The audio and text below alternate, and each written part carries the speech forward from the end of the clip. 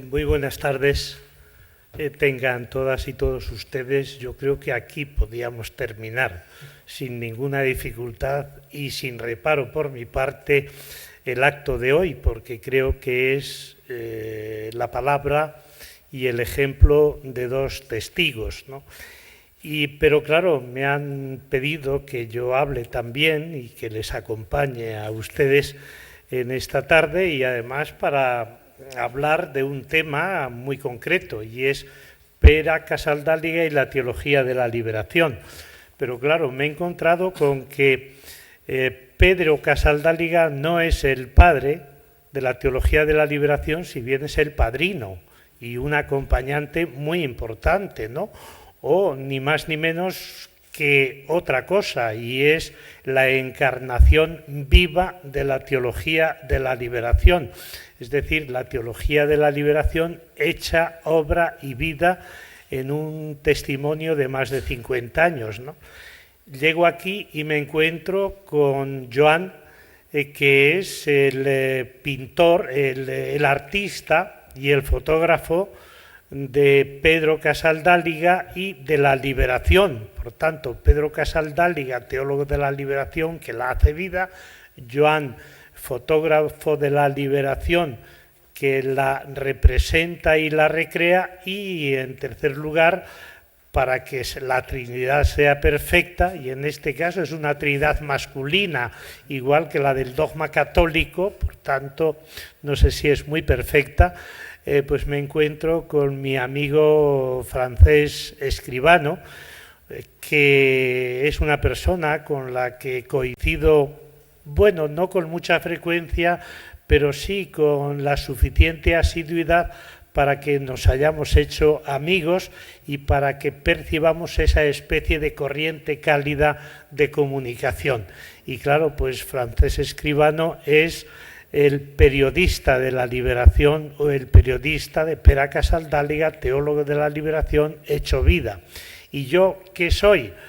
Pues esta noche voy a ejercer de narrador bajo la inspiración de Pedro, cuyos rasgos voy a intentar destacar, la inspiración de las fotos de Joan, que me han impresionado sobremanera y me van a llevar a reelaborar este texto que he escrito, y Francesc Escribano con su libro, que leí en su momento, es un libro de hace 12 o 13 años, de finales de los 90 y principios del siglo, el Descalzo sobre la Tierra Roja. Y bueno, pues bajo esta triple inspiración espero que les lea un texto no tan inspirado como su testimonio, pero intentando por lo menos aunar esa experiencia de vida, esa teología y ese buen decir que tiene Pedro Casaldàliga. Y lo he titulado Pere Casaldàliga, poesía mística y revolución. Cataluña es la primera patria de Pere Casaldàliga, y Balsareny, el pueblo donde nació hace 85 años. En 1968 su vida dio un giro copernicano. Partió como misionero claretiano a Brasil y nunca volvió a su tierra natal, ni siquiera con motivo del fallecimiento de su querida madre. Así lo prometió cuando se embarcó camino de América Latina, y fiel a su promesa lo ha cumplido, pero lleva a Cataluña en el corazón y en la cabeza. Allí tiene sus raíces, su familia, sus amigos y amigas, organizaciones solidarias con sus proyectos de promoción y liberación. En 1971 fue elegido obispo de São Félix do Araguaia, en el Mato Grosso de Brasil. Todo en aquella ordenación episcopal fue distinto, nuevo, original, revolucionario. Sus insignias episcopales fueron un sombrero de paja que le entregó un líder campesino, un remo borduna hecho de pau-brasil por un indio tapirapé, a quienes tanto defendió, ofrecido por el jefe de la tribu, a guisa de báculo, y un anillo donado por amigos españoles que enseguida devolvió a España para su madre. No tengo ningún capisallo, ni pienso llevar ninguna insignia, confesó, y hasta el presente lo ha cumplido y estoy seguro que lo cumplirá hasta el final.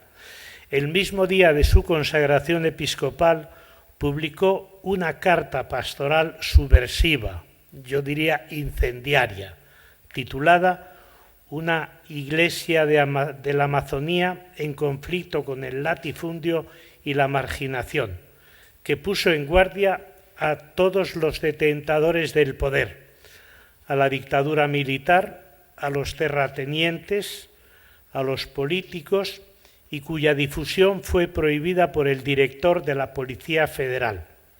El Mato Grosso era una región con un elevadísimo grado de analfabetismo y marginación social, y donde reinaba el más salvaje latifundio. En esta zona, escribía, se mata y se muere más que se vive. Matar o morir es más fácil aquí, más al alcance de todos que vivir. El propósito de Casaldáliga era construir una iglesia comprometida con las aspiraciones de los indios, poseiros y peones sin honras ni poder, en lucha contra el latifundio y toda forma de esclavitud, y por ello perseguida por los dueños del dinero, de la tierra y de la política, sin tiburones ni explotadores del pueblo, formada por pequeñas comunidades de base desparramadas por las calles y sertaos, con una estructura participativa, corresponsable y democrática. La democracia, esta palabra que parece tan incompatible con la Iglesia católica y que se la excluye apelando a que es de origen divino, como si Dios quisiera la democracia en la sociedad, pero la rechazara en su propia Iglesia. ¿Cómo es posible que se pueda afirmar que la Iglesia no puede ser democrática porque es de origen divino? ¿Convertiremos a Dios o lo convertirán los jerarcas en un dictador para su organización? No me parece que sea el adjetivo o la expresión más adecuada para el Dios liberador de Pere Casaldáliga. Ese modelo de Iglesia no se quedó en el papel de la carta pastoral, sino que pronto se hizo realidad en São Félix, como estaba sucediendo en otras iglesias de América Latina, dando lugar al nacimiento de la Iglesia de los Pobres, que durante los dos anteriores pontificados fue siendo desmantelada poco a poco por el Vaticano. En esta Iglesia popular se encuentra la base de la teología de la liberación, guía ideológica de Casaldáliga, que él mismo cultiva creativamente a través de su vida y de sus libros de gran hondura espiritual, sentido místico, inspiración poética, denuncia profética, carácter social, actitud revolucionaria y sobre todo con su ejemplo de vida.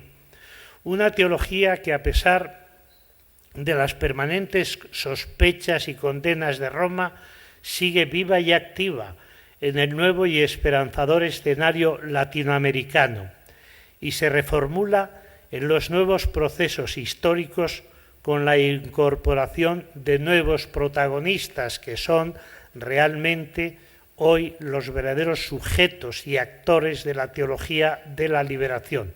Son las comunidades indígenas, campesinas, afrodescendientes, los movimientos feministas, ecologistas, interreligiosos, homosexuales y la incorporación también de nuevas categorías que no estaban presentes en el origen de la teología de la liberación, como interculturalidad, diálogo interreligioso, tierra, agua, vida, mujeres, etcétera, etcétera. Fue en el Mato Grosso donde se despertó en él la conciencia global e internacionalista, hasta convertirse en el obispo, entre comillas, más católico en el sentido etimológico del término, universal.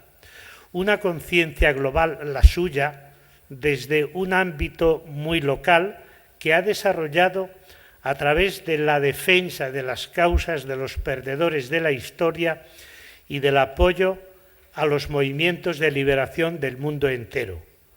Casaldáliga es, en ese sentido, un ejemplo de glocalización, desde abajo, desde las víctimas, en otras palabras, de la alterglobalización de la esperanza frente al pesimismo instalado en la sociedad.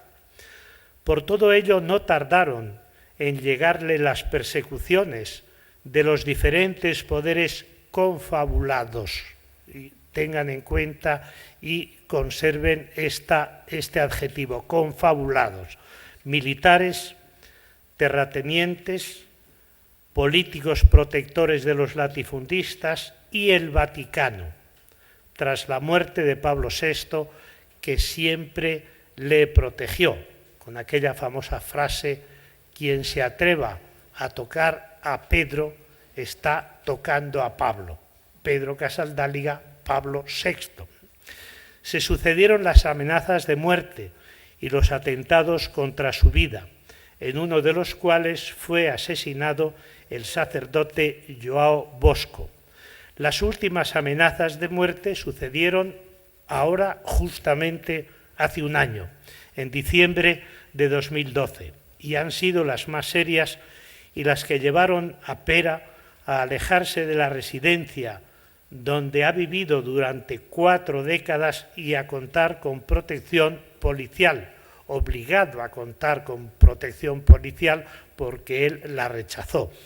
El desencadenante de las amenazas fue la sentencia judicial que obligaba a la retirada de los ocupantes no indígenas de las tierras de Mariabatsede, que se encuentra en el territorio de la diócesis de Sao Paulo, y a su devolución al pueblo sabante, cuyos derechos garantiza la Constitución Federal de Brasil. Contó, honesto y justo es decirlo, con el apoyo de la presidenta de Brasil, Dilma Rousseff, la solidaridad del Parlamento brasileño y la protección de la Policía Federal. Por fin cesó el riesgo y pudo volver a su domicilio, donde ahora se encuentra. Pero Pera Casaldáliga relativiza todas estas persecuciones, quita importancia a las amenazas y sigue su camino por la senda de la esperanza en dirección a la utopía de otro mundo posible, utopía que al menos se ha realizado en el lugar de São Félix do Araguaia durante 45 años en este momento. Y lo hace con elegancia, desafiando a la muerte, como expresa en el romancillo de la muerte tan lorquiano. Ronda la muerte ronda ronda ronda. Lo dijo Cristo antes que Lorca, que me rondarás morena, vestida de miedo y sombra. Que te rondaré morena, vestido de espera y gloria. Frente a la vida, ¿qué es tu victoria? Tú nos rondarás, pero te podremos.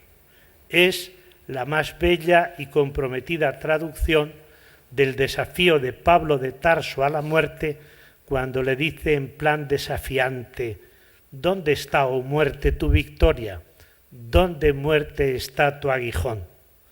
He seguido muy de cerca su itinerario, a través de nuestra comunicación epistolar, de sus testimonios, de los testimonios de amigos comunes y de sus escritos. Durante estos años he ido elaborando mi propio retrato, que no quiere competir en absoluto ni con el magnífico libro biográfico de Francés, ni con la excelente exposición fotográfica de Joan. Por tanto, es una foto, es un retrato pues, modestísimo, ¿no?, en el que convergen armónicamente muchas dimensiones y tareas, y son fundamentalmente estas 6, de las cuales voy a seleccionar solo 3. El misionero, el profeta, el místico, el poeta, el teólogo y el obispo. Y el obispo en último lugar, porque yo creo que él mismo se desobispizó, creo ahora mismo la palabra, desde que destacó por estas otras 5 dimensiones que no suelen converger, y si convergen es disarmónicamente en un obispo, en un prelado, en un arzobispo o en un cardenal, y por supuesto tampoco en un papa, salvo una excepción a lo largo de mi vida, que fue Juan XXIII, y ojalá que esa excepción se vuelva a repetir en el caso de Francisco. Entonces voy a seleccionar 3 de las dimensiones cuyo retrato he hecho, que es primero el profeta. Casaldáliga vive la experiencia de la misión no construyendo templos, ni creando una potente administración eclesiástica, sino ejerciendo el profetismo. ¿Cómo? Anunciando el reino de Dios en la historia e intentando hacerlo realidad en los marginados y marginadas, con quienes comparte hambre y pan, vida y muerte. Que me rondarás en mí o en los pobres de mi pueblo, o en las hambres de los vivos, o en las cuentas de los muertos. Me rondarás bala, me rondarás noche, me rondarás ala, me rondarás coche, me rondarás puente, me rondarás río, secuestro, accidente, tortura, martirio. Pero también denunciando a los terratenientes, al neoliberalismo, al que llama, creo con toda razón, y es la crítica más severa y más certera que yo nunca he oído, la gran herejía de nuestro tiempo. El latifundio ha sido permanente blanco de sus críticas, y las instituciones legitimadoras de ese mal endémico en Brasil la causa de su indignación. Con motivo de los conflictos de Santa Teresina, lo expresaba poéticamente en 1972 de esta guisa, comillas: maldito sea el latifundio, salvo los ojos de sus vacas. Maldita sea la Sudán, su amancebada.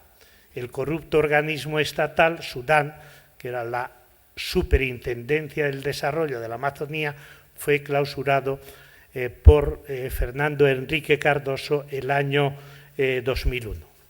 Como me han pedido que hable de Pere Casaldáliga y la teología de la liberación, 7 líneas sobre la figura de Pere Casaldáliga como teólogo. Casaldáliga no se reconoce teólogo, pero lo es, aunque con otro modo de pensar y de decir, más parecido al lenguaje con que comenzó la teología cristiana en la voz del Nazareno que al empleado por los profesionales del discurso sobre Dios en los tratados teológicos. Es un teólogo que no utiliza el lenguaje dogmático, porque sabe muy bien que en el principio fue el Evangelio y no el dogma, y que todo el Evangelio es símbolo, y el símbolo da que pensar, mientras que el dogma cierra toda posibilidad de pensamiento. Recurre a la parábola, al símbolo, el lenguaje propio de las religiones, a la narración y a la poesía, que le permiten expresar los sentimientos o, como él mismo dice, la fraternura. Y lo hace no por medio de largas cadenas de argumentos, como es nuestra manía de teólogos aburridos y cansinos, sino con un lenguaje que brota de la experiencia. Querría también destacar la idea de Pere Casaldáliga como poeta. Casaldáliga es maestro del bien decir, esteta de la palabra encarnada. Juega con el lenguaje que en sus versos se torna canción.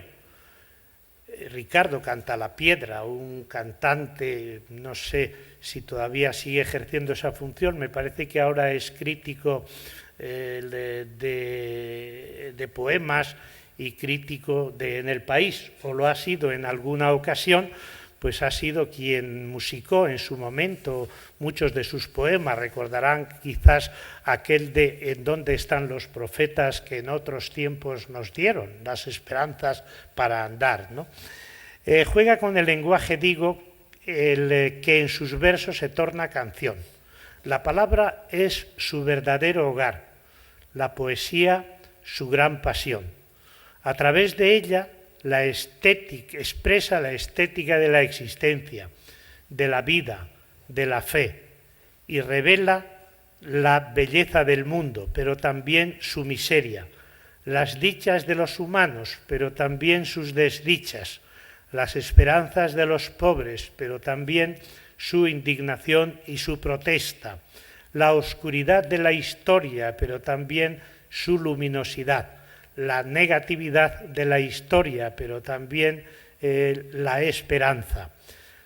Alivia los sufrimientos, pero sin recurrir a bálsamos engañosos, sino a un ungüento especial, el de la compasión, separando la palabra con guión pasión, el de la compañía, haciendo la misma separación, el de la solidaridad, de la solicitud, de la ternura, de la protesta y del cuidado.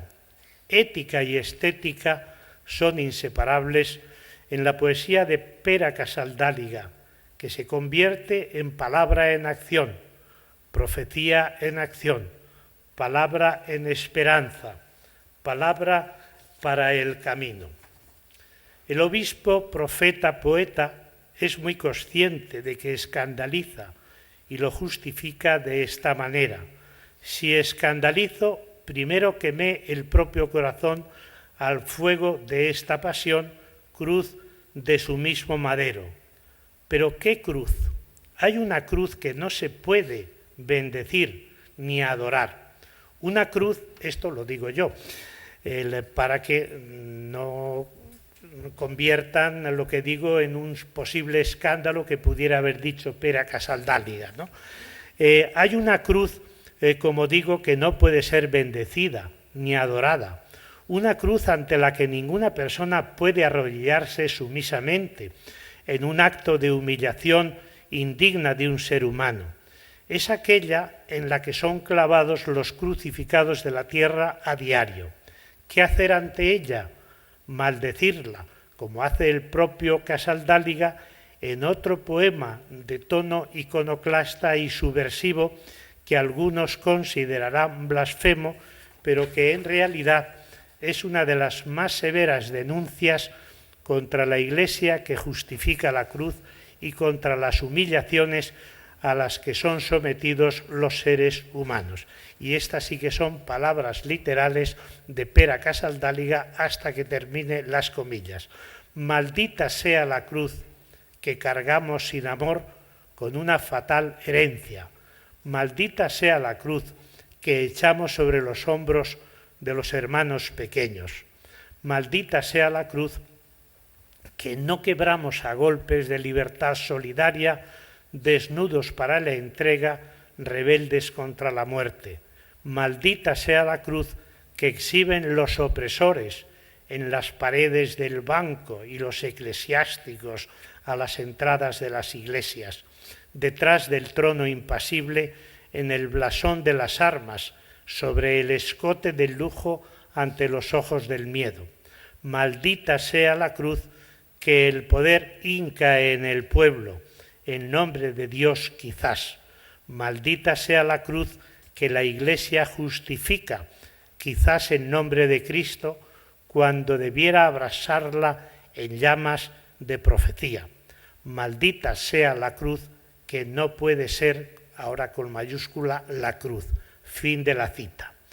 A sus 85 años, ya termino, con el Parkinson a cuestas, goza de una envidiable lucidez intelectual. Mantiene un insobornable compromiso liberador. Propone el reino como alternativa al imperio, a cualquier imperio, pasado, presente y futuro. Y dice, cristianamente hablando, la consigna es muy clara y muy exigente, y Jesús de Nazaret nos la ha dado. Contra la política opresora de cualquier imperio, la política liberadora del reino. Ese reino del Dios vivo que es de los pobres y de todos aquellos y aquellas que tienen hambre y sed de justicia. Contra la agenda del imperio, la agenda del reino. Esa es la espiritualidad de Pere Casaldàliga, antiimperial, contrahegemónica, y con ella el propio poeta, profeta, místico, testigo y obispo desnuda al imperio. Tengo que agradecer a mis dos compañeros aquí presentes y a Pere Casaldàliga que me haya inspirado este texto que, como han visto, si algún aplauso tiene es para ellos. Muchas gracias.